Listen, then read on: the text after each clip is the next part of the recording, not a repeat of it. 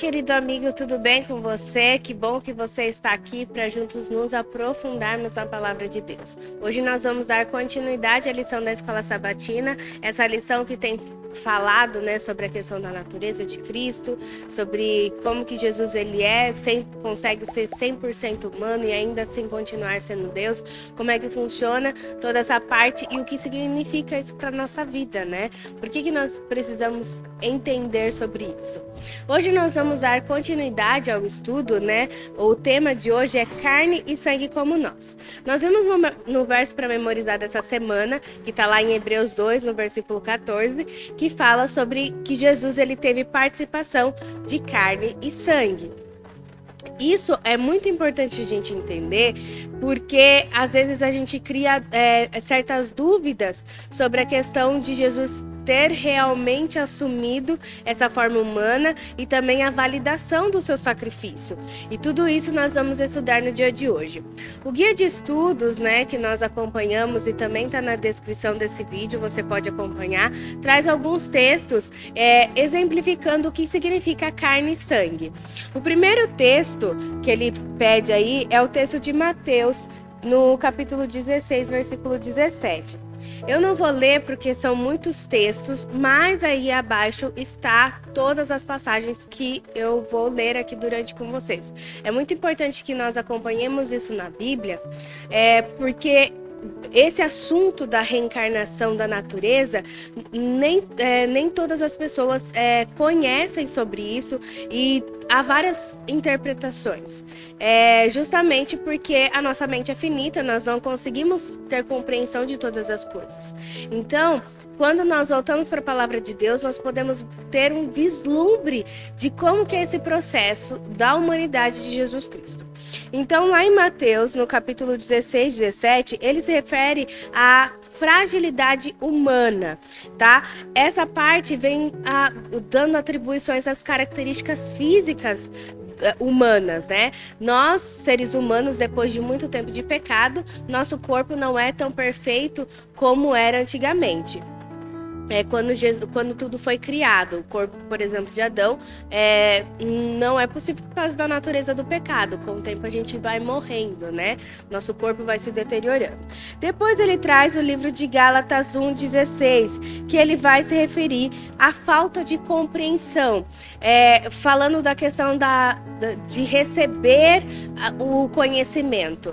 E isso Jesus também tinha participação nesse aspecto, justamente porque a Bíblia fala que Jesus, quando nasceu, ele era uma criança inocente e conforme ele ia se desenvolvendo, né, chegando à maturidade, ele ia crescendo em graça. E também um outro texto que exemplifica essa questão que Jesus ele estava no processo de crescimento, vamos dizer, da compreensão das coisas, é o texto, por exemplo, de Mateus 24, 36, que ele está falando sobre os últimos dias. Os discípulos ficam ali perguntando: nossa, Senhor, quando será o tempo dessas coisas? E daí Jesus responde: essas coisas vão suceder, mas ninguém sabe nem o dia nem a hora. Senão, nem o filho sabe, somente o Pai. Então aí nós vemos que Jesus, conforme em toda a sua trajetória dele, ele foi tendo contato. A gente via que Jesus orava muito, ele o tempo todo buscava a compreensão, porque isso estava afetando a natureza dele, porque ele não tinha conhecimento de todas as coisas, ele ia crescendo e com isso crescia em graça. Por isso que fala dessa questão da falta de compreensão. E também a sujeição à morte, né? Em 1 Coríntios, no capítulo 15, versículo 50, e também em Efésios também fala dessa questão que nós todos estamos sujeitos a morrer, né? O pecado veio, Jesus avisou, né? Vocês irão morrer, certamente que vamos morrer. Por isso que Jesus vem e assume a humanidade para poder nos livrar desse aspecto. E Jesus ele faz isso, assume, tem essa participação justamente para validar a questão do sacerdócio dele. Uma das coisas que a lição deixou bem clara é que mesmo Jesus tendo esses aspectos, Jesus ele, mesmo sendo considerado nosso irmão, o Filho de Deus, o Filho do Homem, ele ainda assim tinha umas características diferentes, justamente para, vamos dizer assim,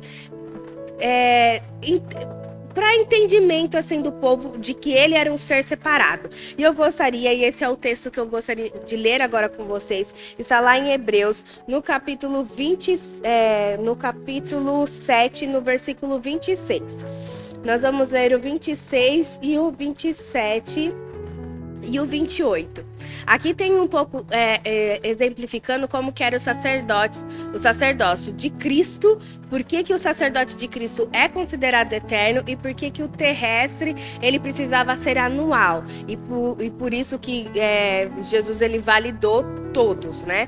Eu vou explicar melhor isso e vocês vão entender conforme eu vou lendo o texto. Hebreus 7, no versículo 26, fala o seguinte: com efeito, nos convinha um sumo sacerdote como este, falando de Jesus, santo, inculpável, sem mácula, separado dos pecadores e feito mais alto do que os céus, que não tem necessidade como sumos sacerdotes. Ele estava se referindo a esses segundos sumos sacerdotes aos da terra, de oferecer todos os dias sacrifícios, primeiro por seus próprios pecados, depois pelos do povo, porque fez isto uma vez por todas, quando a si mesmo se ofereceu. Porque a lei constitui sumos sacerdotes a homens sujeitos à fraqueza, mas a palavra do juramento que foi posterior à lei constitui o Filho, no caso de Jesus, feito para sempre. Então aqui ele explica, quando os sumos sacerdotes eles iam fazer a expiação dos pecados, né, no tempo de Hebreus, eles precisavam oferecer os sacrifícios todos os dias para limpar o pecado dele. Porque se ele entrasse ali, ele certamente seria culminado ali pela glória de Deus, né? Porque a glória de Deus não permite nenhum pecado na sua presença. E nós acabamos sendo afetados e morremos ali na hora. Nós podemos ver vários textos, né, de pessoas que morreram ao entrar ali no lugar santíssimo, né, para fazer a expiação.